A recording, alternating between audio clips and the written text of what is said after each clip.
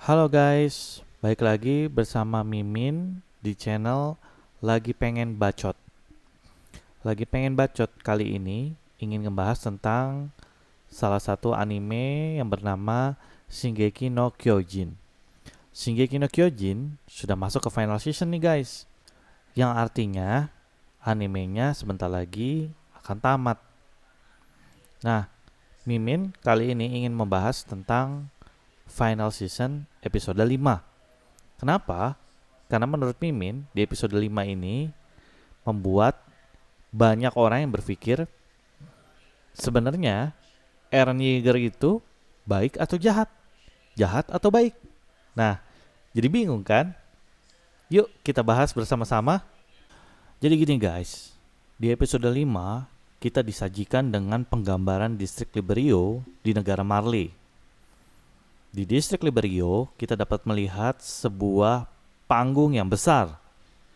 Di atas panggung itu, rencananya seorang bangsawan yang bernama Willy Taburn ingin menceritakan mengenai sejarah kerajaan Fritz.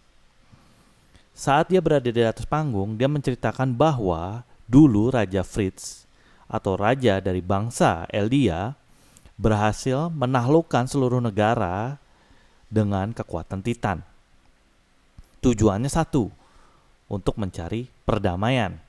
Akan tetapi, setelah dia berhasil menaklukkan seluruh negara, perdamaian yang dia impikan itu hanya berlangsung sebentar. Dikarenakan suku Eldian antara satu dengan yang lain itu saling berebut kekuasaan. Sehingga terjadilah perang besar yang bernama Perang Besar Titan. Dalam Perang Besar Titan tersebut, antara suku Eldian dengan suku Eldian lain saling membunuh dan membuat kerajaan Eldian itu semakin lemah. Keadaan ini membuat seorang dari bangsa Marley yang bernama Helos melihat celah bahwa Raja Fritz mampu dikalahkan. Namun, Helos tidak bisa berjuang sendiri. Dia meminta bantuan dengan para aliansi dibantu dengan keluarga Tyburn. Begitu para aliansi terbentuk, akhirnya Raja Fritz mampu dikalahkan. Raja Fritz dikalahkan dan dipukul mundur ke luar pulau, yaitu ke Pulau Paradise. Di Pulau Paradise, Raja Fritz membangun sebuah kerajaan dan membawa seluruh suku Eldian yang ada saat itu bersamanya untuk pindah ke Pulau Paradise. Beberapa waktu setelah kejadian itu, para saintis dari negara Marley mengetahui bahwa sebenarnya Raja Fritz itu memiliki senjata pemusnah massal. Senjata pemusnah massal tersebut dapat meluluhlantakkan seluruh negara. Dan senjata pemusnah massal itu disebut dengan Wall Titan. Wall Titan sendiri itu berbentuk seperti kolosal Titan dengan tinggi kurang lebih 50 meter. Dan dia berjumlah ribuan bahkan sampai jutaan. Mengetahui hal tersebut, negara Marley mengutus 4 orang dengan tujuan untuk merebut founding Titan dan mencegah kiamat itu terjadi. Akan tetapi, dari keempat orang pejuang Marley yang dikirim, hanya satu pejuang Marley yang dapat kembali, yaitu Rainer, sang Titan Armor. Walaupun Rainer mampu pulang dalam keadaan hidup ke Marley, namun Rainer gagal dalam mengemban misi. Dia dan ketiga temannya tidak berhasil merebut founding Titan atau menghancurkan Pulau Paradise. Oleh karena itu, Willy Taburn mengambil sebuah tindakan yang dimana dia menceritakan kisah asli dari sejarah kerajaan Fritz itu sendiri. Seperti yang tadi sudah sebelumnya saya ceritakan, ternyata itu adalah sebuah cerita palsu, teman-teman. Tidak ada karakter yang bernama Helos. Tidak ada kekalahan Raja Fritz. Yang ada semua hanya karangan dari Raja Fritz itu sendiri. Raja Fritz meminta bantuan dengan mengiming-imingi keselamatan dan kekayaan untuk keluarga Tyburn, asalkan keluarga Tyburn mau menceritakan dan menggembar-gemborkan ke seluruh dunia bahwa Raja Fritz kalah dengan pejuang Marley yang bernama Helos. Faktanya, Raja Fritz itu dengan sesuka hati pergi ke Pulau Paradise dan mengajak seluruh bangsanya untuk tinggal di sana karena dia sebenarnya sedih, teman-teman. Sedih kenapa? Tujuan utamanya adalah sebenarnya bukan harta, tahta, atau wanita, melainkan kedamaian, kedamaian yang hakiki. Saat dia berhasil menguasai seluruh negara, kedamaian yang dia impi-impikan itu tidak berhasil tercipta, dikarenakan pengikutnya atau kaumnya saling bunuh antara satu dengan yang lain. Oleh karena itu, Raja Fritz lebih memilih mengasingkan diri ke Pulau Paradise, membentuk sebuah kerajaan di sana, dan menciptakan dinding pertahanan untuk melindungi para kaumnya dari serangan bangsa lain. Nah, dalam perjanjian yang dibikin oleh Raja Fritz menyatakan bahwa selama tidak ada yang menyerang negara kami, maka kedamaian ataupun keselamatan negara kalian dijamin, istilahnya begitu ya. Tapi kalau seandainya sekali kalian berani menyerang kami, menyerang saya ibaratnya, saya tidak akan segan-segan untuk melepaskan senjata pemusnah massal yang bernama Wall Titan. Mendengar hal itu, semua orang yang ada di sana kaget dong, bukan main. Ya bayangin, lu hidup dalam suatu sejarah yang ternyata fake. Lu bayangin, lu tinggal di Indonesia, ternyata kasus G30 SPK itu fake. Gimana? Pasti kan chaos kan? Nah, cuman yang ingin disampaikan adalah selama ini kita diributkan dengan perang antara satu negara dengan lainnya, bahkan perebutan suatu wilayah yang sebenarnya tidak perlu. Kenapa? Sebenarnya kita menghabiskan waktu. Kita sebenarnya nggak boleh saling membunuh. Musuh kita tuh bukan antara bangsa yang lain kok. Musuh kita tuh sebenarnya ada di Pulau Paradise yang ingin Willy Taburn ingin menceritakan seperti itu. Kenapa? Karena seperti yang tadi Raja Fritz bilang, kalau lo ganggu kedamaian gua nggak segan-segan untuk ngelepasin Wall Titan. Nah, ingat kan kejadian 4 tahun yang lalu?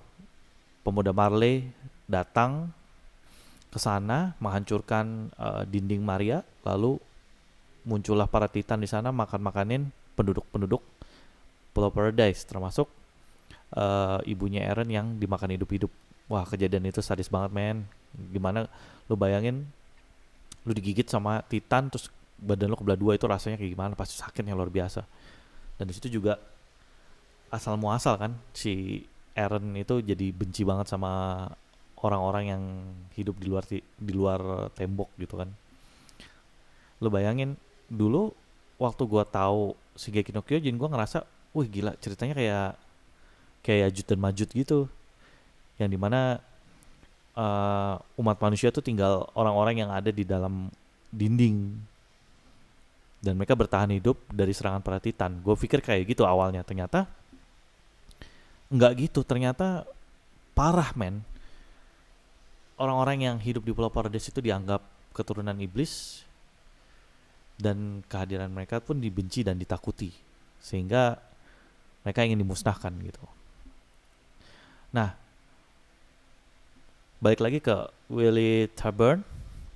Setelah dia bercerita seperti itu, semua orang yang ada di situ kagetnya luar biasa, dan akhirnya ya mau gimana, sejarah sudah tercipta kan, ibaratnya perdamaian juga udah dihancurin sama si Marley. Ya mau gimana, daripada kita yang musnah, udahlah kita gencatan senjata dulu, kita damai dulu, kita bersatu melawan manusia-manusia di Pulau Paradise. Begitu deh akhirnya. Nah, nggak lama dari itu scene pun berganti ke Eren. Akhirnya kita bisa melihat Eren lagi. Nah, Eren di sini berada di sebuah ruangan yang nggak jauh dari panggung utama. Jadi dia bisa mendengar semua perkataan si Willy Taburn. Nah, di sana ternyata Eren menunggu Falco dan Reiner. Falco dengan happy membawa Reiner ke Eren. Saat ketemu, wah mukanya Reiner, men, takut banget. ya, penuh dengan keringat dan gak nyangka ternyata Eren Yeager ada di sini. Bayangin dong, orang yang dicari di muka dunia, yang dicap teroris, yang dianggap motherfucker itu ternyata ada di negara mereka sendiri.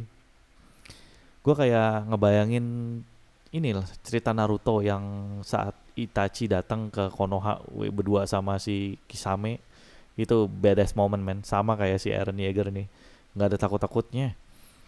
Malahan kan di Marley itu ada Warhammer Titan, ada Armor Titan dan Titan-Titan yang lain gitu loh, gila. Nah di sini Falco kaget melihat mukanya Reiner yang shock, kan dikira kan sepengetahuan Falco si Eren itu adalah teman lamanya Reiner ya, yang udah kenal 4 tahun yang lalu ya dari kejadian penyerangan tembok Maria itu. Nah di situ Falco baru tahu ternyata Eren menipu dirinya ya, itu kan karena Eren berperawak dengan orang disabilitas yang dimana dia nggak punya kaki, nggak punya tangan, dan matanya buta gitu, ternyata bisa di perbaiki gitu ya. Kayak saya ngeliat kayak apa, enak banget gitu ngeliat numbuhin kaki kayak cicak numbuhin ekor. Nah di situ Falco sempat mau kabur atau udah muak lah dengan tipuan yang dibuat Eren, karena nggak cuma sekali dua kali, berkali-kali ya. Bahkan kejadian yang apa tuh, surat yang Eren minta tolong kepada Falco untuk kirimkan, yang katanya sih buat ibunya, ternyata buat teman-temannya di Pulau Paradise. Cuman saat itu Eren Yeager melarang untuk Falco pergi dengan menandakan atau menggambarkan dengan apa, tangan yang berlumuran darah gitu ya. Ya Falco sih nggak ngerti maksudnya apa itu, tapi Falco Reiner tahu, oh ini nggak main-main nih si Eren Yeager. Udahlah Falco, lu turutin aja deh apa yang dimau sama si Eren, udah duduk aja manis. Nah akhirnya Falco pun duduk dan mendengarkan seluruh pembicaraan antara Eren dengan si Reiner. Nah di sini yang gue tangkap adalah si Eren tuh maksudnya nyuruh Falco untuk stay di situ adalah untuk mendengarkan antara dua sisi cerita nih men. Ini yang keren banget. Nah di situ kalau kalian perhatiin adalah semua anak kecil yang hidup di negara Marley itu kan dicekokin ya ideologi yang dimana, oh bangsa alien itu adalah keturunan iblis, nggak pantas hidup, strata yang paling bawah, mereka membawa kerusakan di dunia, harus diperangi, harus dibunuh, segala macem kan, doktrin keras. Tapi mereka nggak pernah tahu kebenarannya tuh gimana. Bener nggak sih apa kata kakak gua, bener nggak sih kata ibu gua, bener nggak sih kata guru-guru gua di sekolah, kalau apa yang gua didoktrin selama ini bener atau salah, mereka nggak tahu. Mereka nelen gitu mentah-mentah. Nah, Eren Yeager menceritakan bahwa sebenarnya dia ke Marley itu cuma pengen tahu alasan Reiner tuh nyerang Pulau Paradise 4 tahun yang lalu tuh apa. Lu bayangin dong, kehidupan yang damai tiba-tiba ada 4 orang teroris yang menyerang dan menghancurkan tembok Maria dan membiarkan para titan-titan itu masuk dan memakan seluruh masyarakat Pulau Paradise yang berada di dekat tembok Maria itu. Cuma pengen tahu kenapa alasannya. Dan Reiner itu menceritakan bahwa alasannya adalah simple, dia cuma pengen dianggap sebagai pahlawan bangsa Marley. Bayangin, hanya ingin dianggap pahlawan, dia sampai sebegitunya. Cuman Reiner tuh menceritakan bahwa sebelumnya misi tersebut sudah mau digagalkan oleh teman-temannya ya, si Ellie sama Boltot, karena Marcel nggak sengaja kemakan Titan.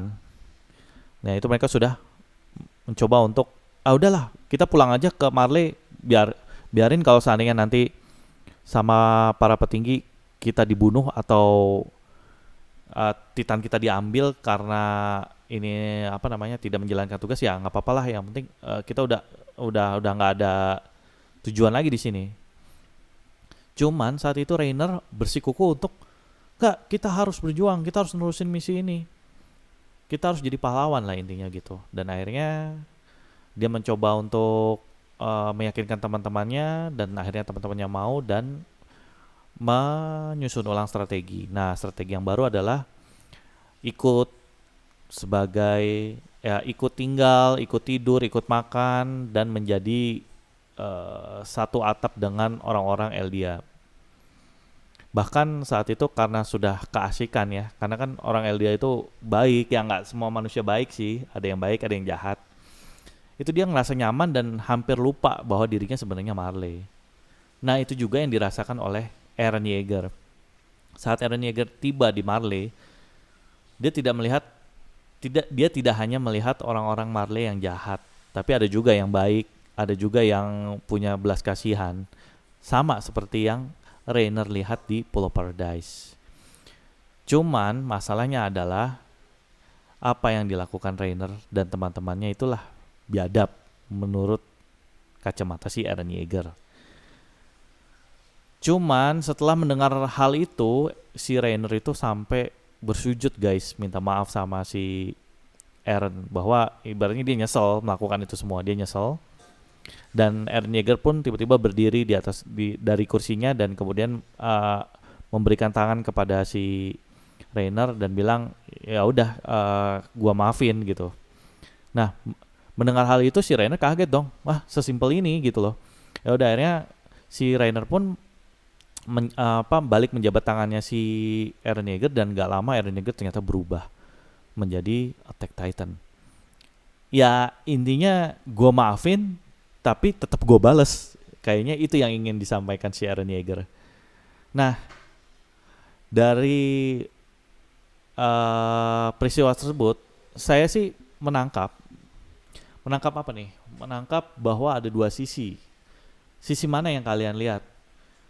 Karena dua-duanya nggak ada yang salah, nggak ada yang benar juga. Sebenarnya dua-duanya salah sih. Kenapa? Karena dua-duanya ya melakukan segala macam cara untuk mendapatkan apa yang mereka mau gitu. Kayak misalnya Eren Yeager pengen ngebales apa yang dilakukan Reiner, ya dia sebenarnya salah. Karena kalau terus dilakukan kayak gitu, itu akan tetap menciptakan yang namanya lingkaran setan. Kalau misalnya lo ditonjok, terus lo nonjok lagi.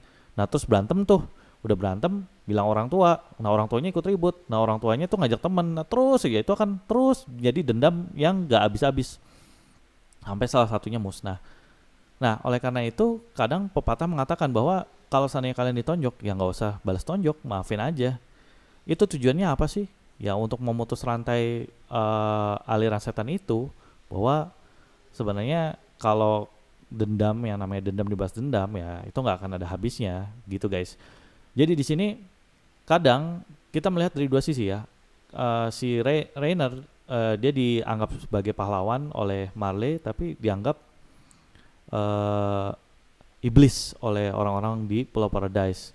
Begitu juga dengan Eren Yeager. Eren Yeager dianggap pahlawan di Pulau Paradise, tapi bagi negara Marley dan sekitarnya dia dianggap sebagai teroris atau keturunan iblis atau salah satu pencipta kiamatnya dunia, bahkan kehancuran massal ya, sampai seperti itu ya guys. Jadi kalau seandainya dibilang Eren Yeager itu jahat atau baik, ya dari sudut mana kalian melihat? Kalau saya melihat dari sisi Eren, ya fine-fine aja dia begitu.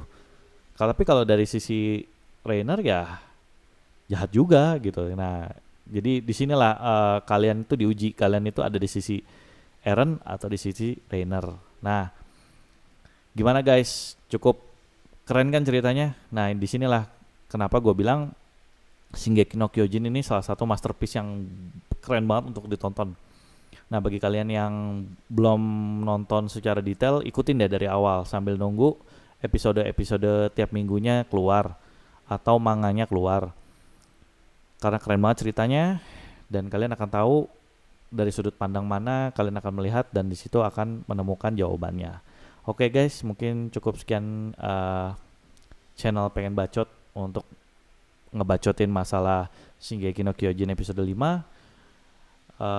Kita mungkin nanti akan ketemu lagi di sesi berikutnya. Oke guys, dadah.